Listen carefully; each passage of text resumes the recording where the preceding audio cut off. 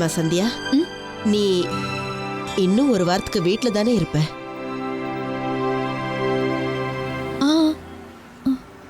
ஏதாவது வேலை இருக்காத? ஆமாம்மா இருக்கு. அதனாலதான் கேக்குறேன்.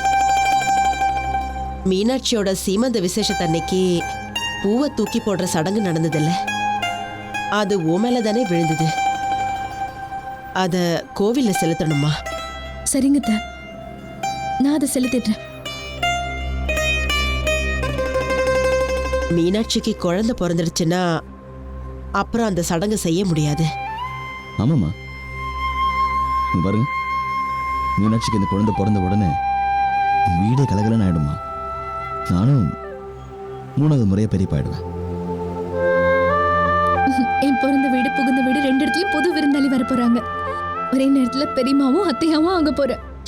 இவங்க 2 பேருக்குமே ஒளிவு மறைவா சொன்னாலும் புரியாது, நேரடியா சொன்னாதான் உரைக்கும். இன்னொருத்தருக்கு பிறக்க போற குழந்தைகளை நினைச்சு இப்படி சந்தோஷப்பட்டுக்கிட்டு இருந்தா போதுமா? உங்களுக்கு நான் சொல்றது ஏன் புரிய மாட்டேங்குது? சூர்யா, நான் கேட்கறதுக்கு பதில் சொல்லு.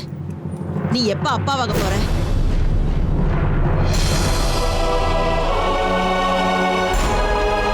ஏமா சந்தியா, ஓ மடியில ஒரு குழந்தை கொஞ்சி விளையாடணும்னு உனக்கு ஆசை இல்லையா? இங்க பாரு, ஓ விருப்பப்படி நீ போலீஸ் ஆபீசர் ஆயிட்ட. ஊர்ல எல்லா பேப்பர்லயுமே உன்னோட வீரத்தை பத்தி பாராட்டி எழுதிட்டாங்க. அதெல்லாம் முடிஞ்சு போச்சு. வேலையெல்லாம் முடிஞ்சதுக்கு அப்புறம் கொஞ்சம் நம்மளை பத்தியும் நம்ம யோசிக்கணும்ல. குழந்தை இல்லாம ஒரு குடும்பம் முழுமை அடையாது. இன்னி வரைக்கும் நீங்க 2 பேரும் சொன்ன எல்லா சாக்கியும் நான் ஒத்துக்கிட்டேன். இவ்வளவு நாளும் நான் பொறுமையா தான் இருந்தேன். ஆனா இப்போ எனக்கு சுத்தமா பொறுமை போயிடுச்சு.